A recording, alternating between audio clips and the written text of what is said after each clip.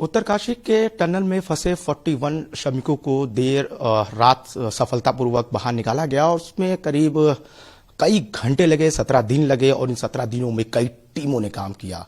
उन टीमों में अलग अलग आर्मी के लोग रहे, एनडीआरएफ एसडीआरएफ की टीम रही, बीआरओ रहे, कोल्स रहे, पर इसमें कहीं ना कहीं साइंस भी रहा, यानी कि पीएमओ की तरफ से मॉनिटरिंग की गई, जिसमें कि ड्रोन के साथ रोबोटिक का भी सहारा लिया गया। और मेरे साथ लखनऊ के ही मिलिंद राज है, जो कि उत्तरकाशी के फंसे श्रमिकों की मदद के लिए वहां पहुंचे थे और उन्होंने क्या कुछ देखा। आइए मिलिंद राज जी, रेस्क्यू ऑपरेशन, बहुत बड़ा रेस्क्यू ऑपरेशन था। 41 मजदूर फंसे थे श्रमिक। दिवाली के दिन ये हादसा हो जाता है। आप रोबोटिक साइंटिस्ट हैं, रोबोटिक से कैसे मदद मिली और ये कैसे लोगों को वहां तक लोग जान पाए कि वहां लोग हैं कि नहीं है? रोबोटिक ने कैसे आपकी मदद की और लोगों को आपने कैसे मदद किया? तो पहले तो पूरे देश को बधाई कि ये एक सफलतापूर्वक मिशन कंप्लीट हुआ। इसमें इस बार आपने देखा होगा साइंस की यूज किया गया था, साइंस और टेक्नोलॉजी के यूज, यानी कि रोबोटिक सिस्टम जो था। तो ये एक रोबोटिक रेस्क्यू सिस्टम डेवलप किया था जो कि प्राइमरी 3 मेन काम करता था वहां पे। पहली चीज ये थी कि ये उनके जो सेहत है उसको मॉनिटर करता था कि ऐसा तो नहीं कोई मानसिक असंतुलन हो रहा हो किसी का, क्योंकि कोई भी 16 दिन से फंसा हो, 400 घंटे से ज्यादा का मिशन था, तो कोई उसके मेंटल वेलबींग के बारे में। दूसरी चीज ये थी कि उसके अंदर जहां पे वो फंसे हुए थे जो 41 व्यक्ति, वहां पे क्या कोई हजार्डस गैसेस तो नहीं बन रही थी, उसका डिटेक्ट करने के लिए सिस्टम था।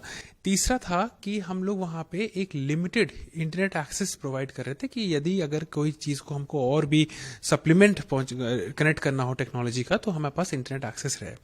चौथा एक ड्रोन भी था, और एक ड्रोन तो आपका मैं आपको यहाँ दिखा सकता हूँ। ये किसी तरह का ड्रोन यही वाला भी गया था, जिसकी मदद से हम लोग टनल के अंदर का कोई भी व्यू अगर चाहिए होता था तो इससे हम लोग स्ट्रीम कर सकते थे। कोई भी जितने लोग थे उनको एक प्राइवेट लिंक मिलती थी और वो अपने फोन पे देख सकते। टेक्नोलॉजी, ड्रोन प्लस रोबोटिक का सहारा लिया गया, जिससे कि रियल टाइम पता चल सके कि क्या अंदर की गतिविधियां हो रही हैं।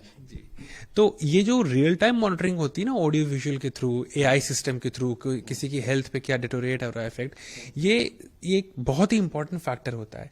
इससे पहले भी जो रेस्क्यू मिशन हुआ था अलाया अपार्टमेंट वाला, तो उसमें भी हमने सर्च एंड रेस्क्यू रोबोटिक्स लगाई थी, जिसमें लोगों को मलबे में नीचे दबे थे, तो अगर वो छोटी सी सांस भी ले रहे थे तो उसको हम लोग उठा रहे थे फीड, और वहीं पे गड्ढा खोदने के लिए हेल्प मिलती थी। वो सिस्टम भी हम ले गए थे, बट मैं तो यही चाहता है कि ऐसी नौबती ना आए कि वो वाली चीज यूज करना पड़े, और शुगर है मतलब पूरे ईश्वर ने साथ दिया कि ऐसी नौबत नहीं आई। पर हम लोग पूरी तरह से गेयर्ड अप थे, रेडी थे, प्रोएक्टिव थे। और इस बार आपने देखा होगा कि विज्ञान का एक बहुत बड़ा रोल प्ले हो रहा है जब कोई डिजास्टर रेस्क्यू में कोई ऐसी घटना होती है तो। और ये सिर्फ इसी ही में नहीं, बल्कि इसे, क्योंकि ये ना पहली आखिरी है, और अभी ऐसे फ्लड्स आते हैं और आपके अर्थक्वेक्स आते हैं, तो इन सब में साइंस बहुत इंपॉर्टेंट रोल प्ले करने लगी है। लोगों को ढूंढने में, लोगों को ये पता करने में कौन कहाँ पे है, लोगों की हेल्थ कंडीशन कैसी है। एक अंग्रेजी में एक टर्म होता है क्लॉस्ट्रोफोबिक। वो एक मतलब कि अगर आप लिफ्ट में फंस गए तो आप घबराने लगते हैं, क्योंकि वो कन्फाइंड एरिया होता है, लिमिटेड एरिया होता है, और आपको अगर यदि कोई उस साइड दरवाजे पे कहता रहे कि हाँ मैं पूरे टाइम आपको देख रहा हूँ, आप सही हो, सलामत हो, निश्चिंत रहिए, तो थोड़ा आपका मन हल्का होता है। इस चीज को हम लोग साइंस से प्रोसीड कर रहे थे, तो क्लॉस्ट्रोफोबिक कंडीशन नहीं डेवलप हो पाई, तो ये बहुत अच्छी चीज थी। और सभी 41 के जितने भी व्यक्ति फंसे थे पूरे सही सलामत निकाल लेना अपने आप में, जितनी भी टीम वहां लगी थी, जितने भी वॉलंटियर थे, उन सबको बहुत बहुत बधाई जी। आस्था प्लस साइंस, कैसे विज्ञान और आस्था साथ साथ चलते हैं, और यही कारण है कि आस्था के साथ विज्ञान चलता है, विज्ञान से आस्था चलता है, और यह रिजल्ट सबसे बड़ा आया है। आप जब पहुंचे तो आपने देखा क्या, मतलब अनुभव अपना बताइए। ये तो एक रोबोटिक था, आपने जो मदद करी, आंखों देखी, मतलब क्या वो दर्द था, लोग फंसे थे, कभी होपलेस हो रहे थे, कभी निराश हो रहे थे, कभी हौसला बना रहे थे, कभी हिम्मत बना रहे थे। तो उस दरमियान जब आप पहुंचे, जो आपने समय गुजारा, उस अनुभव को जरा साझा करिए। तो ये मेरी लाइफ का पहला ऐसा एक्सपीरियंस था टनलिंग का, जिसमें कोई इस तरह की चीज मैंने देखी है। स्ट्रक्चर, एक तो ये बहुत बड़ा स्ट्रक्चर था, और ये सारी चीजें लखनऊ से वहां पे बरकोट बेंड पे ले जाना, उत्तरकाशी पे, वो भी अपने आप में एक चैलेंज था। तो पहले यहां से ट्रेन से हेलीकॉप्टर, ये रूट रखा था। उसके बाद जब वहां पे पहला, जैसे आपको महसूस होने लगता है कि यहाँ पे कुछ लोग फंसे हुए हैं, वो एनर्जी दिन थे वहां। मैं तो 3 दिन था वहां पे और पूरे दिन रात में वहां पे था, बट मुझे वो चीज महसूस होने लगी थी कि यहाँ पे दिक्कत है लोगों को, और जिसपे मिशन चल रहा है, बट आपको कहीं ना एक पॉजिटिविटी भी सेंस हो रही थी कि ये हो जाएगा, ये निकल तो। और जब हम टनल में एंटर कर रहे थे तो टनल एक सी शेप का एंट्री थी, काफी अंदर तक चलना पड़ा और मतलब जैसे लग रहा था कि कोई हॉरिजॉन्टल कुआं टाइप का। हमारे एक वहां पे एक व्यक्ति थे, तो उन्होंने शायद टनल जब अंदर गए थे तो पीछे मुड़ के देख लिया था, तो वो इतना घबरा गए थे, कह रहे थे कि ऐसा मंजर था टनल के अंदर का, वो बहुत एक डरावना सा मंजर होता है, और स्वाभाविक है। और फिर आगे ही थोड़ी दूर चल के फिर वहां पे लाइफ लाइन्स थी, लाइफ लाइन उसको बोलते हैं, वो जो पाइप्स होते हैं जिससे खाना पहुंचाया जाता है। तो 6 इंच डायमीटर के, लगभग इतने बड़े डायमीटर के लोहे के पाइप था, जिससे फूड और सप्लाई मेन हो रहा था, बॉटल्स में फूड पैक कर करके पहुंचाया जाता था।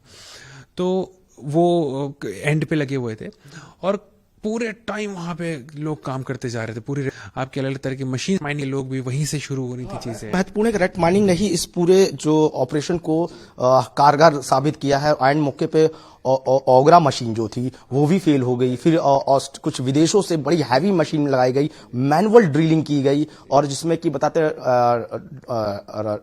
रेनॉल्ड डेक्स करके जो हैं, आर्नल्ड डेक्स है, तो उनकी भी काफी मतलब मदद ली गई। तो इसमें मैनुअल ड्रिलिंग और ये ओरा का मिशन जब फेल हुआ तो उस समय क्या लग रहा था आपको? ये बार बार, क्योंकि ओरा का मशीन फेल होना, फिर मैनुअल ड्रिलिंग करना, फिर रैट माइनिंग का आके एकदम बहादुरी से उन लोगों को बाहर निकालना जो कि हीरो हैं। बिल्कुल।